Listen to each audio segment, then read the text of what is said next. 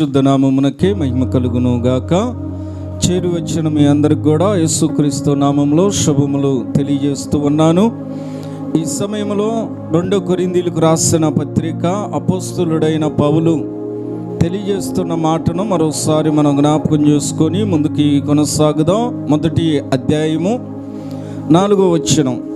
దేవుడు మమ్మను ఏ ఆదరణతో ఆదరించుచున్నాడో ఆ ఆదరణతో ఎట్టి శ్రమలలో ఉన్నవారినైనను ఆదరించుటకు శక్తి గలవారు మగునట్లు ఆయన మా శ్రమ అంతటిలో మమ్మను ఆదరించుచున్నాడు.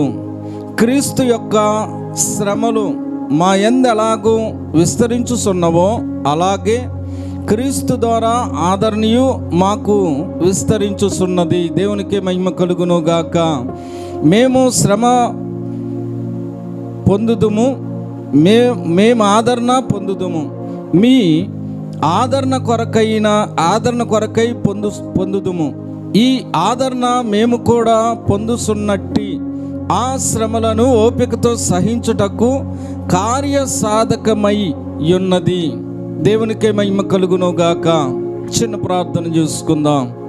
ప్రేమగల దేవా, పరిశుద్ధుడు నైన తండ్రి, ఇంతవరకు నాయన జరిగిన ఆరాధన స్తుతి అయా సమస్తంలో మీరు తోడుండి వాక్యమైన నిన్ను మేము సమీపించుటకు మాకు నీవు ఇచ్చిన ఈ సమయమును బట్టి ప్రార్థిస్తూ ప్రభువా, నీ సన్నిధిలో ఉన్న మాపై నాయన కృపనుంచావు, ఆత్మ నింపుదలను ఉంచావు, మమ్మల్ని నడిపిస్తూ ఉన్నావు. కూడి చేరు వచ్చిన బిడ్డలను బట్టి అలానే ప్రభువా ఇదిగో నాయన వస్తువున్న బిడ్డలను బట్టి కూడా ప్రార్థిస్తూ ఉన్నాం, కుటుంబాలను బట్టి ప్రార్థిస్తూ ఉన్నాం.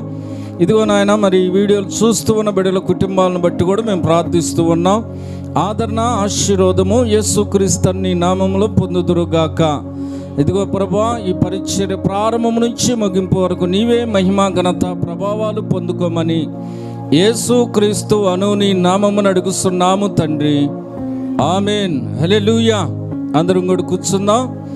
ఈరోజు మనం వినబోతూ ఉన్న అంశము మిమ్మును గూర్చిన మా నిరీక్షణ స్థిరమై ఉన్నది. ఈరోజు మనం వినబోతూ ఉన్న అంశము మిమ్మును గూర్చిన మా నిరీక్షణ స్థిరమై ఉన్నది. అపోస్తలుడైన పౌలు సంఘ బిడ్డలకు తెలియజేస్తూ ఉన్న ఈ మాటల్లో ఆయన చెబుతూ ఉన్న మాటలు ఏంటి అంటే, సంఘము అంటే దేవుని పిల్లలను గురించి చెప్పబడుతూ ఉన్న ఈ మాటల్లో చాలా సంగతులను మనం జ్ఞాపకం చేసుకోగలము.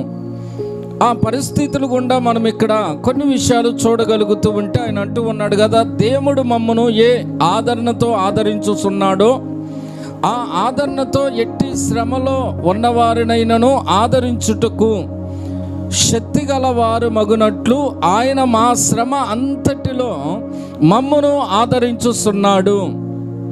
దేవునికే మహిమ కలుగును గాక. ఈరోజు దేవుని యొక్క వాక్యములో దాచబడిన జీవాన్ని మనం పొందుటకై దేవుడు ఇక్కడికి మనల్ని నడిపించాడు, సమకూర్చాడు, సిద్ధపరిచాడు. అనేక విషయముల ద్వారా దేవుడు మనతో మాట్లాడుతూ ఉన్నాడు. అందుకే ఆయన సంఘానికి తెలియజేస్తూ ఉన్నాడు. సంఘ పరిస్థితులు, ఆ సంఘ బిడ్డలైన వారు దేవుని ఎడల ఎలా ఉండాలి, దేవుడు ఎలా ఆదరిస్తూ ఉన్నాడు, దేవుడు తన యొక్క కార్యముల ద్వారా ఎలా మరి అనేక విషయాలను కూడా తెలియజేస్తూ ఉన్నాడు. ఆ పరిస్థితులన్నిటినీ గురించి ఇక్కడ పౌలు గారు తెలియజేస్తూ ఉన్నాడు. అందుకే ఈ పత్రిక ద్వారా ఆయన ఆ సంఘస్థులందరినీ కూడా ధైర్యపరుస్తూ వాక్యమైన దేవుని యందు నమ్మకస్తులుగా వారు ఉండుటకు ఆయన అంటూ ఉన్నాడు కదా, ఆ శ్రమలను ఓపికతో సహించుటకు కార్యసాధకమై ఉన్నది అన్నాడు. శ్రమను మనము సహించాలి అంటే, శ్రమను మనము జయించాలి అంటే ఆ దేవుని యొక్క కృప లేదా దేవుని యొక్క వాగ్దానము మనకు కార్యసాధకమై ఉన్నది. దానిని బట్టి మనము దేవుని సన్నిధిలో నడిపించబడుతూ ఉన్న ప్రతి పరిస్థితులన్నిటినీ కూడా మనము చాలా జాగ్రత్తగా ఆలోచనతో మనము అనుసరిస్తూ దేవుని సన్నిధిలో కొనసాగాలి. దానిని గురించే ఆయన మాట్లాడుతూ ఉన్నాడు. అందుకే ఆయన తెలియజేస్తున్న ఈ మాటల్లో కొన్ని విషయాలు ఇంకా మీకు తెలియజేస్తాను. చూడండి, ఆయన అంటూ ఉన్నాడు కదా, మీరు శ్రమలలో ఎలాగూ పాలివారై ఉన్నారో అలాగే ఆదరణలోను పాలివారై ఉన్నారని ఎరుగుదుము. దేవునికే మహిమ కలుగును గాక. ఏమన్నాడు ఇక్కడ పౌలు గారు తెలియజేసిన మాటల్లో చూస్తే, ఆయన అంటూ ఉన్న ఆ సంగతులను మనం గమనిస్తే ఏం తెలియజేస్తూ ఉన్నాడు? మీరు శ్రమలలో, 7వ వచనంలో, మీరు శ్రమలలో ఎలాగూ పాలివారై ఉన్నారో అలాగే ఆదరణలోనూ పాలివారై ఉన్నారని ఎరుగుదుము. గనుక మిమ్మను గూర్చిన మా నిరీక్షణ స్థిరమై ఉన్నది. దేవునికే మహిమ కలుగును గాక. వాళ్ళను గూర్చిన నిరీక్షణ విధానమును గూర్చి పౌలు గారు చెబుతూ ఉన్నాడు. దేవుని వాక్యమును వారి యొద్దకు తీసుకొని వెళ్ళాడు. వాక్యమైన దేవుని చిత్తమును వారికి బోధిస్తూ ఉన్నాడు. వాక్యమైన దేవుని యొక్క సంగతులన్నిటినీ కూడా దేవుడు ఏటినైతే బయలుపరిచాడో, దేవుడు ఏటినైతే వాళ్ళకి తెలియజేశాడో ఆ సంగతులన్నిటినీ కూడా ప్రజలకు బయలుపరుస్తూ లేదా ప్రకటన చేస్తూ వారు ఆ వాక్యానుసారంగా నడవాలని, ఆ వాక్యానుసారంగా వాళ్ళు జీవించాలని, వాక్యమైన దేవుని యొక్క సన్నిధిలో నమ్మకస్తులై దేవుని పిల్లలుగా వాళ్ళు అనేకులకు మాదిరికరంగా ఉండాలని ఆయన బోధిస్తూ ఉన్నప్పుడు వారందరూ కూడా ఏం చేశారు అంటే ఆ మాటలను విని గ్రహించిన వ్యక్తులుగా మనం చూస్తున్నాం. ఆమేన్. అందుకే కదా ఆయన అంటూ ఉన్నాడు, ఇక్కడ మనం చూస్తూ ఉన్నాం ఆ మాటలను. ఆయన తెలియజేశాడు, మీరు శ్రమలలో ఎలాగూ పాలివారై ఉన్నారో అని, అలాగనే ఆదరణలో కూడా పాలివారై ఉన్నారు. అందుకే 8వ వచనములు అంటూ ఉన్నాడు, సహోదరులారా, ఆసియాలో మాకు తటస్థించిన శ్రమలను గూర్చి మీకు తెలియకుండా మాకు ఇష్టము లేదు. అదేదనగా మేము బ్రతుకుదుమను నమ్మకము లేక ఉన్నట్లుగా మా శక్తికి మించిన అత్యధిక భారము వలన కృంగిపోతిమి. ఏమంటూ ఉన్నాడంట? ఏ భారము వలన? శక్తికి మించిన భారం. ఇది అత్యధికమైన భారం అంటూ ఉన్నాడు. బ్రతుకుదమన్న నమ్మకము లేదు, కానీ వాక్యమైన దేవుని విషయంలో వీళ్ళు నమ్మకస్తులుగాను దేవుడు అప్పగించిన పనిని పరిపూర్ణముగా జరిగిస్తూ ఆయన పంపబడిన ప్రతి చోట కూడా దేవుడు ఏమై ఉన్నాడో ఆయన యొక్క ప్రభావమును గూర్చి, ఆయన కృప ఎలాగ విస్తరింపజేశాడో, ఆ కృప కలిగిన దేవుడు శరీరధారిగా కృపా సత్య సంపూర్ణుడుగా మన మధ్యకి ఎలా వచ్చాడో ఆయన అనేకమైన ఆ కార్యముల విషయములన్నిటిని గూర్చి తెలియజేశాడు. ఇళ్ళు ఎలా ఉన్నారు? ఆ ప్రకారం నడుస్తూ ఉన్నారా లేదా? ఆ ప్రకారం జీవిస్తూ ఉన్నారా లేదా? ఒకవేళ అలా వాళ్ళు లేకపోతే పౌలు గారు ఈ మాట అనేవాడు కాదు. ఏ మాట? మనం గమనిస్తూ ఉన్నాం కదా, మిమ్మును గూర్చిన మా నిరీక్షణ స్థిరమై ఉన్నది అనే మాట అనేవాడు కాదు. ఆమేన్. ఒక వ్యక్తిని గురించి మనం నమ్మకం, స్థిరత్వం అంటే ఖచ్చితంగా నేను చెప్పిన మాట, ఇదిగో నేను వాళ్ళకి చెప్పిన బోధ లేదా వాళ్ళకు ప్రకటన చేసిన మాటను వాళ్ళు విని గ్రహించి దాని ప్రకారం నడుస్తారని, జీవిస్తారని నమ్మకం కలిగి ఉండుట ప్రాముఖ్యము. అయితే ఆ నమ్మకం విషయంలో పౌలు గారు అంటూ ఉన్నాడు, అది మాకు స్థిరమై ఉన్నది అన్నాడు. ఆ నమ్మకము మాకు స్థిరమై ఉన్నది. మీ నిరీక్షణ అంటూ ఉన్నాడు కదా, మిమ్మల్ని గూర్చిన మా నిరీక్షణ అన్నాడు, అది స్థిరమై ఉన్నది. ఈరోజు దేవుని యొక్క వాక్యములో దాచబడిన జీవాన్ని నువ్వు నేను పొందటానికి దేవుడు మనల్ని ఇక్కడ నడిపించాడు. దేవుడు మనల్ని ఇక్కడికి ఆయన శక్తి ద్వారా, కృప ద్వారా తీసుకొచ్చాడు. ఆ మాటల్లో ఏవైతే దేవుడు దాచాడో అది మనం పొందుటకు ఆయన మన హృదయానికి, మన చెవులకు ఆయన సున్నతి చేసిన దేవుడు. ఎత్తబడుచు ఉన్న ప్రతి మాట కూడా మన హృదయంలో భద్రపరచుకోవటానికి తగిన జ్ఞానమును, వివేచన దేవుడు మనకిచ్చాడు. అయితే ఆ మాటలను ఎంతవరకు మనము సరిగా వినగలుగుతూ ఉన్నాము, ఆ మాటలను ఎంతవరకు మనము సరిగా తీసుకోగలుగుతూ ఉన్నామో ఆ సంగతులన్నిటినీ మనము గ్రహించాలి. మనం పోయిన శుక్రవారం జ్ఞాపకం చేసుకున్నాము, ఇశ్రాయేలు ప్రజలు 40 సంవత్సరములు అరణ్య ప్రయాణములో వారు నెమ్మదిలేని స్థితిలో, ఇబ్బందికరమైన పరిస్థితుల్లో జీవించిన 430 సంవత్సరాలు వారి యొక్క ప్రయాణము. అయితే ఇక్కడ దేవుడు బయటకు తెచ్చి మరి వాగ్దానం ఇవ్వటానికి 40 సంవత్సరాల ప్రయాణం పట్టింది. ఈ 40 సంవత్సరాల ప్రయాణంలో దేవునికి వాళ్ళు బలులు అర్పిస్తూ ఉన్నారు. అయితే దేవుడు ప్రశ్నించాడు, ఒక్కటైనను నాకు అర్పించితరా?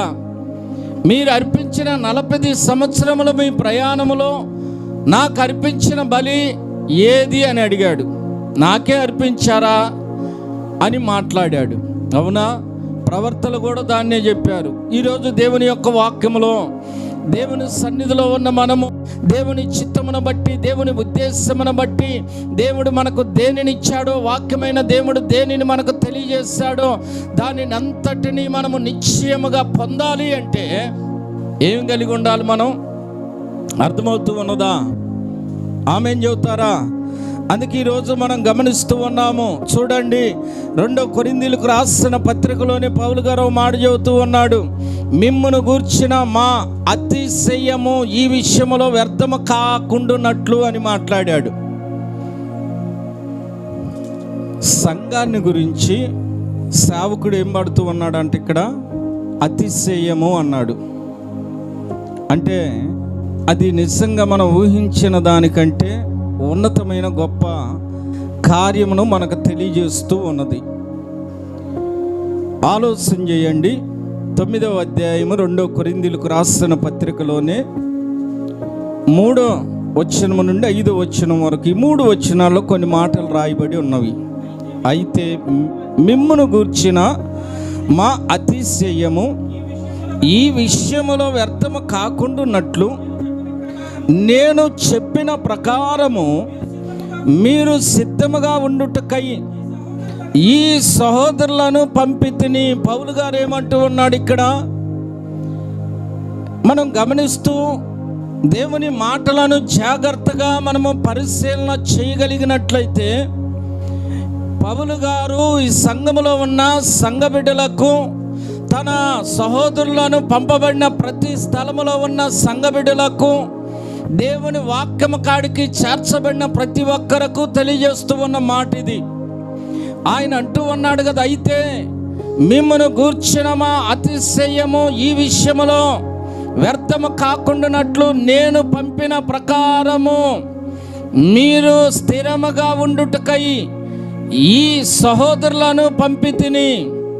మీరు స్థిరపడని ఎడల, ఒకవేళ మాసిదోనియా వారు ఎవరైనాను నాతో కూడా వచ్చి మీరు సిద్ధముగా ఉండకపోవుట చూచిన ఎడల, ఈ నమ్మిక కలిగి ఉన్నందుకు మేము సిగ్గుపరచబడుదుము, మీరును సిగ్గుపరచబడుదురని ఇంకా చెప్పనేలా. దేవునికే మహిమ కలుగును గాక. ఏమంటూ ఉన్నాడు పౌలు గారు? ముందుగా ఆయన ఎవరినన్నా తీసుకురావాలి అంటే ఆ సంఘంలోకి, ఆయన ఎవరినైనా ఆయనతో కూడా వెంట పెట్టుకుని ఆ సంఘంలోకి రావాలి అంటే మొదటిగా ఆయన సిగ్గుపడకుండా ఉండాలి. ఎవరు? సంఘం. ఎవరు ఉండాలి అలా? సంఘము మొదటిగా కాపరి సిగ్గుపడకుండా ఉండాలి. కాపరి తర్వాత సంఘము సిగ్గుపడకుండా ఉండాలి. సంఘములో స్థిరత్వము, సంఘములో నమ్మకత్వము, సంఘములో విశ్వాసం అనేది అది ఒక ప్రత్యేకమైన దేవుని కృప ద్వారా లేనప్పుడు ఆ సంఘములో కలిగేది ఏమంటూ ఉన్నాడు ఆయన? సిగ్గు అన్నాడు. అవునా? ఆమేన్ చెబుతారా? అయితే ఇక్కడ మనం గమనిస్తూ ఉన్నాము. అందుకే ఆయన అంటూ ఉన్నాడు, మీరును సిగ్గుపరచబడుదురని ఇంకా చెప్పనేలా. కావున లోగడ ఇచ్చేదమని మీరు చెప్పిన ధర్మము ఏందంట? పిసినితనముగా ఇయ్యక ధారాళముగా ఇయ్యవలెనని చెప్పి సహోదరులు మీ వద్దకు ముందుగా వచ్చి దానిని జమ చెయ్యుటకై వారిని హెచ్చరించుట అవసరమని తలంచితిని. దేవునికే మహిమ కలుగునుగాక. ఏం చెబుతూ ఉన్నాడు? ఈ సంఘములో ప్రతిదీ ప్రాముఖ్యమై ఉన్నది. సంఘములో సంఘ బిడ్డలకు ప్రతి పని ప్రాముఖ్యమై ఉన్నది. అన్ని విషయాల్లో కూడా పౌలు గారు అంటూ ఉన్నాడు, ఇచ్చే విషయంలో కానీ, లేదా సంఘమంతా సమకూడే విషయంలో కానీ, సంఘమును బట్టి ఎవరికి వస్తుంది ముందు నింద? సేవకుడికి. అవునా? సంఘము కూడా ఆ సంఘము కలిగి ఉన్న నిర్లక్ష్యం బట్టి సంఘానికి వస్తుంది. ప్రాముఖ్యంగా ఎవరికి వస్తుంది? దేవునికి కూడా వస్తుంది.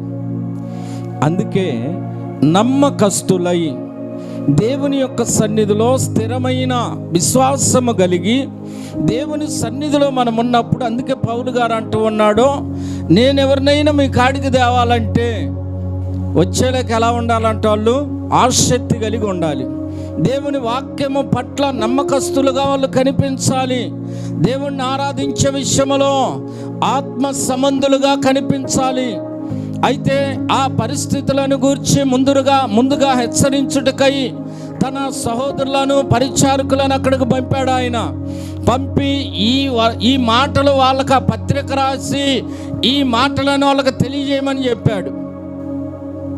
వచ్చేలేక ఎలా ఉండాలంట? సంఘము సిద్ధపాటు కలిగి ఉండాలి. సంఘము స్థిరంగా ఉండాలి. వచ్చిన వాళ్ళు ఏం చెప్పుకుంటారు?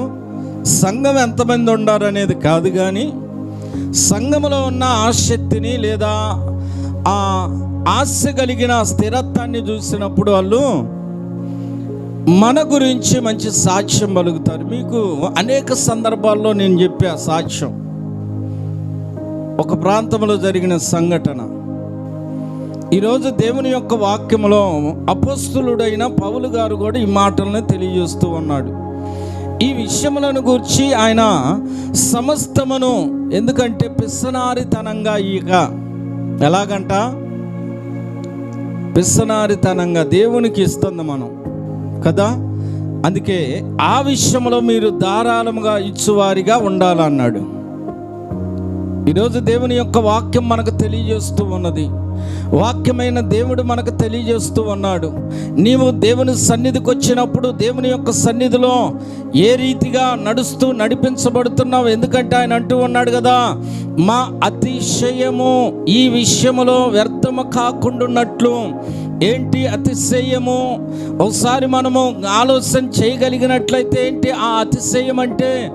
సంఘములోనికి ఎవరినైనా తెచ్చినప్పుడు, ఇదిగో మా సంఘములో లేదా ఇక్కడ చేర్చబడిన వారిలో నమ్మకమైన వారు ఎంతమంది ఉన్నారని కాదు, కానీ ఉన్నవారు నమ్మకమైన వారు, స్థిరమైన విశ్వాసము కలిగి సత్యమును అనుసరిస్తూ దేవుని యొక్క సన్నిధిలో నమ్మకస్తులుగా జీవిస్తూ ఉన్నవారని ఆ మాట వచ్చిన వారి ద్వారా బయటికి పోవాలి.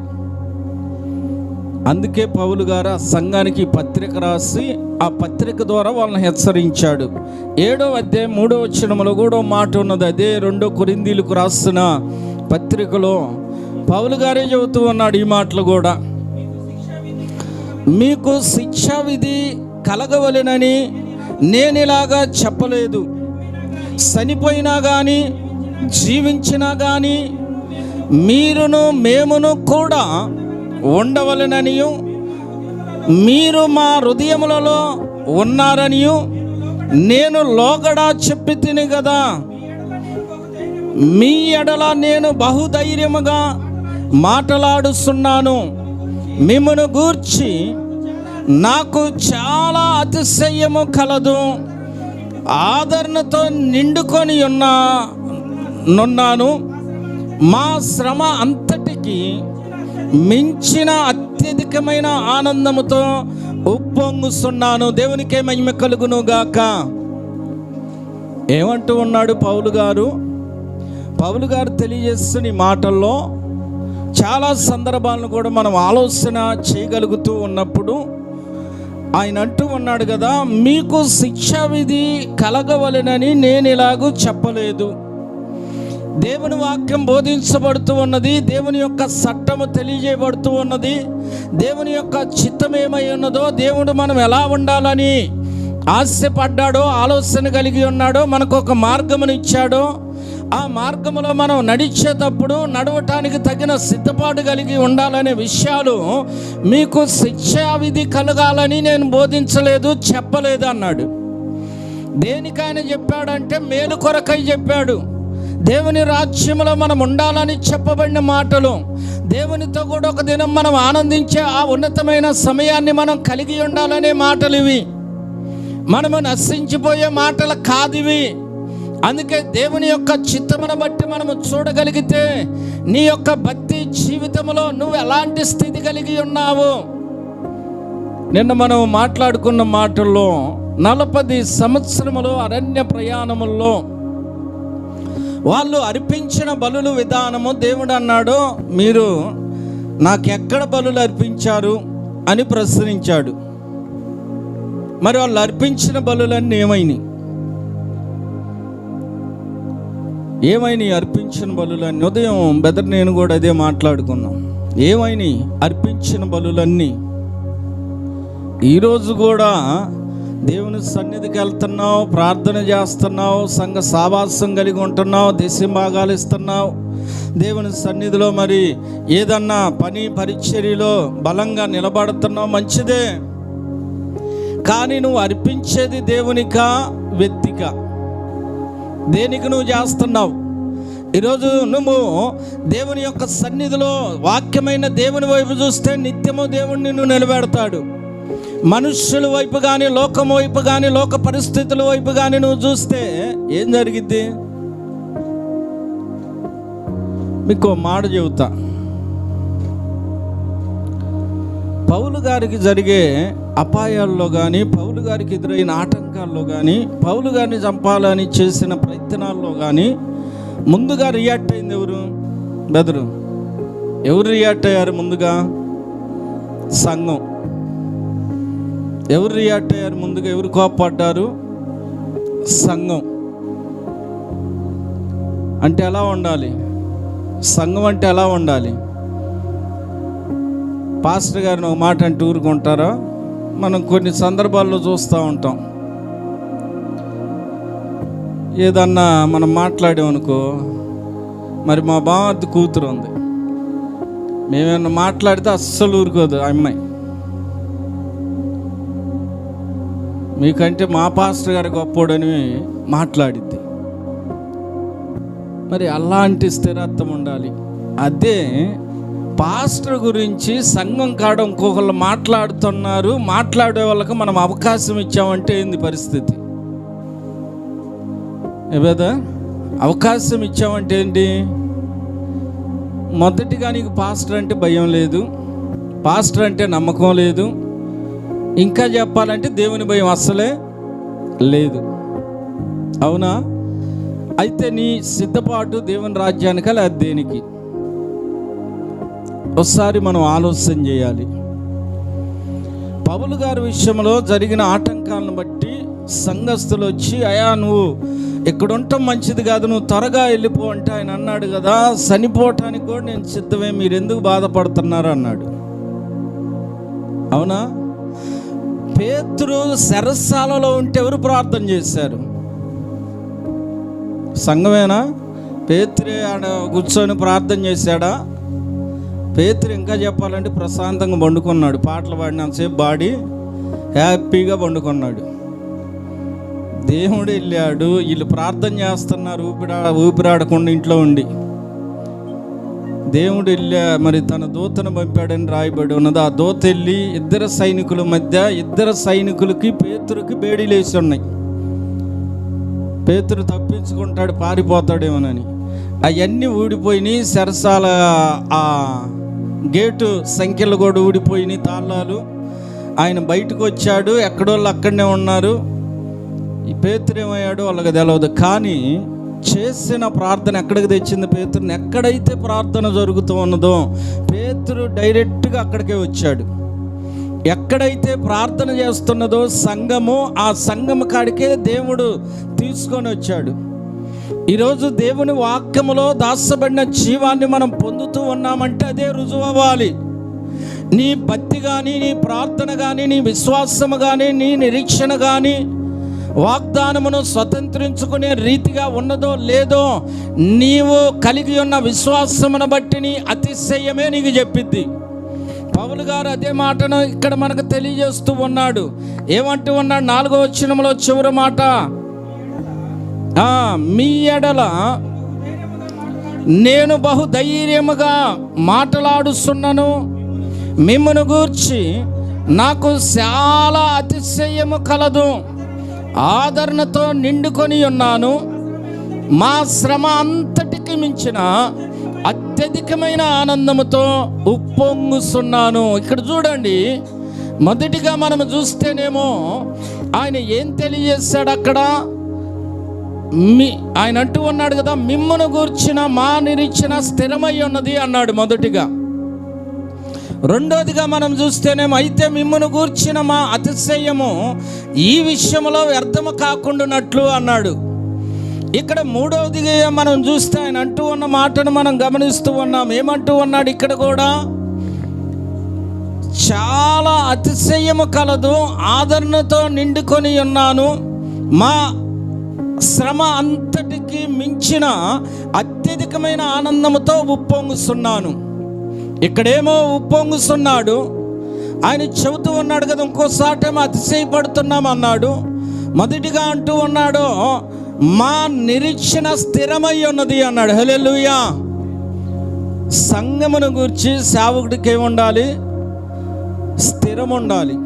అంటే నేను చెప్పిన ఈ మాట ఇదిగో ఇక్కడున్న సంఘము దాటి పోదు అనే నమ్మకం స్థిరమై ఉండాలి. అంటే స్థిరం అంటే ఏంటి? నేను చెప్పిన మాట సంఘము దాటిపోదు అని. చూడండి, మాయ మాటలు చెప్పే మాటలకేమో దాటిపోవటల్లా, సత్యమును యథార్థతను వాస్తవమును చెబితేనేమో వింటల్లా. ఇది పరిస్థితి. దేవుని వాక్యం మనకు తెలియజేస్తూ ఉన్న కొన్ని మాటలు మనము చూడగలుగుతూ ఉన్నప్పుడు 6వ అధ్యాయం అదే కొరింథీయులకు రాసిన పత్రికలో 1-2 వచనాల్లో కొన్ని మాటలు ఉన్నవి. కాగా మేము ఆయన తోడి పనివారమై మీరు పొందిన దేవుని కృపను వ్యర్థము చేసుకొనవద్దని మిమ్మును వేడుకొనుచున్నాను. ఎందుకు ఈరోజు వాక్యం ప్రకటించబడుతూ ఉన్నది? ఎందుకు వాక్యమైన దేవుని కాడికి మనం వచ్చాము అంటే, ఆ దేవుని యొక్క కృపను మనం వ్యర్థం చేసుకోకుండా ఆ కృపలో మనం ఆనందించాలని, ఆ కృపలో మనము నిత్యము ఆయన సన్నిధిలో జీవించాలని దేవుడు మనకి సమయాన్ని, అవకాశాన్ని ఇచ్చాడు. ఆయన ఆ మాటలను గురించి ఆయన తెలియజేస్తూ ఉన్నాడు. కింద వచనానికి వస్తే, అనుకూల సమయమందు నీ మొర నాలకించి తిని రక్షణ దినమందు నిన్ను ఆదుకొంటిని అని ఆయన చెప్పుస్తున్నాడు కదా. ఇదిగో ఇప్పుడే మిక్కిలి అనుకూలమైన సమయము, ఇదిగో ఇదే ఏమంటూ ఉన్నాడు? దేవుని వాక్యం నీ కాడికి వచ్చింది, వాక్యమైన దేవుడు నీతో మాట్లాడాడు, దేవుడు చాలా విషయాలు కూడా నీకు తెలియజేస్తూ ఉన్నాడు. ఈ మాటల్లో దాచబడిన ప్రతి జీవమును నువ్వు పొందాలని దేవుడు తన ప్రవర్తన ద్వారాను అపోస్తలుల ద్వారాను మనకిచ్చిన ఈ మాటలన్నిటినీ జ్ఞాపకం చేస్తూ ఉన్నాడు. అయితే నువ్వు వింటున్నావా? లోబడుతున్నావా? జీవించడానికి సిద్ధంగా ఉన్నావా? మనవల్ని మనం పరిశీలన చేసుకోవాలి. మనవల్ని మనం పరిశీలన చేసుకోవాలి. దేవుడు నీకిచ్చిన కృప నువ్వు అనుకున్నంత ఈజీగా స్వల్పమైనదేం కాదు. దేవుడు నీకు ఇచ్చిన కృప ప్రపంచాలు ఎన్ని ఉన్నా వాటన్నిటికంటే మించినదై ఉన్నది. అలాంటి కృపను నువ్వు అర్థం చేసుకుంటే, చూడండి, ఒక అడుగు భూమి కోసం ఏం జరుగుతుంది? సెల్లులో చూడటం లేదా? కొట్టుకుంటున్నారు, చంపుకుంటున్నారు. అవునా? లేనిది వందని కేసులు కూడా పెట్టుకుంటున్నారు. లేనిది మనకు కూడా జరిగింది కదా, అది లేనిది వందని. మరి దీనికోసమే ఎంతుంటే, ప్రపంచాలకు మించిన కృప దేవుని కృప అయితే ఆ కృప విషయంలో ఎందుకు నువ్వు తెగించటల్లా? ఎందుకు నువ్వు సిద్ధంగా ఉంటల్లా? అలాంటి ఉన్నతమైన కృపను ఎందుకు నువ్వు వ్యర్థపరుచుకుంటూ ఉన్నావు? నీ ఆలోచన దేవుని మీద లేదు, దేవుని వాక్యం మీద లేదు, వాక్యమైన దేవుడిచ్చిన ఆజ్ఞ మీద లేదు. ఇదే ఈ పరిస్థితులు మనకు తెలియజేస్తూ ఉన్నవి. 8వ అధ్యాయంలో కూడా ఒక మాట ఉన్నది. అదే అపోస్తుల కార్యములు 1-2 వచనాలు చూద్దాం. కొరింథీయులకు రాసిన పత్రిక, అదే 2 కొరింథీయులు 8వ అధ్యాయం 1-2 వచనాలు. సహోదరులారా, మాసిదోనియా సంఘములకు అనుగ్రహింపబడి ఉన్న దేవుని కృపను గూర్చి మీకు తెలియజేస్తున్నాము. పౌలు గారు ఇక్కడ అంటూ ఉన్నాడు కదా, సహోదరులారా, మాసిదోనియా సంఘములకు అనుగ్రహింపబడి ఉన్న దేవుని కృపను గూర్చి మీకు తెలియజేస్తున్నాం. అనుగ్రహింపబడి ఉన్న కృప, ఈరోజు ఆ కృప మనకు అనుగ్రహింపబడి ఉన్నది కనుకనే ఇక్కడ మనం ఉన్నాము. ఆ కృప ఈరోజు మనల్ని ఇక్కడ ఉంచి ఉన్నది. ఆ కృపే మనల్ని విమోచించి ఉన్నది. ఆ కృపే మరణ ఛాయలలో నుండి మనమును జీవము కలిగిన వెలుగులోనికి తెచ్చింది. ఆ కృపను గురించి తెలియజేస్తున్నాను అన్నాడు. ఏంటంట? ఎలాగనగా వారు బహు శ్రమ వలన పరీక్షింపబడగా అత్యధికముగా సంతోషించిరి, మరియు వారు నిరుపేదలైనను వారు దాతృత్వము బహుగా విస్తరించెను. దేవునికే మహిమ కలుగును గాక. వాళ్ళు ఎవరంట? నిరుపేదలు అంట. ఏం చేశారు ఈ నిరుపేదలు? ధారాళముగా దేవునికి ఇచ్చారంట. నిరుపేదలు ఎలా ఇవ్వగలరు? అర్థమవుతూ ఉన్నదా? నిరుపేదలు ఎలా ఇవ్వగలరు? వాళ్ళు ధారాళముగా ఇచ్చెను అని రాయబడి ఉన్నది. ఇంకా ఏమన్నాడు ఆయన? అత్యధికముగా సంతోషించిరి, మరియు వారు నిరుపేదలైనను వారి దాతృత్వము బహుగా విస్తరించెను. ఈరోజు దేవుని సన్నిధిలో మనము వాక్యమైన దేవుని యొక్క చిత్తములో కొన్ని విషయాలను మనము చూడగలుగుతూ ఉన్నట్లయితే, కింద వచనములో రాయబడి ఉన్నది 4లో 3 నుండి చూద్దాం. ఈ కృప విషయములోను పరిశుద్ధుల కొరకైన పరిచర్యలో పాలు పొందు విషయములోను మనస్పూర్వకముగా మిమ్మును వేడుకొనుసు వారు తమ సామర్థ్యము కొలదియే గాక సామర్థ్యము కంటే ఎక్కువగాను తామంతట తామే ఇచ్చిరని మీకు సాక్ష్యం ఇచ్చుస్తున్నాను. దేవునికే మహిమ కలుగును గాక. ఏం చేశారంటే వీళ్ళు సామర్థ్యము కంటే, సామర్థ్యము కలిగి ఉన్నప్పటికీ దానికి మించి, దానికంటే ఎక్కువగా దేవునికి ఇచ్చిరని సాక్ష్యము చెప్పుతున్నాను అన్నాడు. ఆమేన్. దేవుని సన్నిధిలో ఈరోజు మనము దేవుని వాక్యము ద్వారా హెచ్చరింపబడుతూ ఉన్న చాలా విషయాలను ఇక్కడ మనం గమనించగలుగుతూ ఉన్నట్లయితే, దేవుడు దేనికి శిల్పి నిర్మాణకుడై ఉన్నాడో, ఆ పునాదులు కలిగిన పట్టణము కొరకు మనల్ని సిద్ధపరుస్తూ ఉన్న దేవుడు, మనకు వాగ్దానం చేస్తున్న దేవుడు, మనల్ని విమోచించిన దేవుడు, మనల్ని నడిపిస్తూ ఉన్న దేవుడు. అయితే మన యొక్క ప్రయాణము దేవునికి ఇష్టముగా ఉన్నదా? మన యొక్క ప్రయాణము దేవునికి ఇష్టముగా ఉన్నదా? ఎందుకు అంటే, చాలా సందర్భాల్లో ఐజాక్ బెదర్ నేను మరి టీవీఎస్ ఉన్నప్పుడు ఆ టైంలో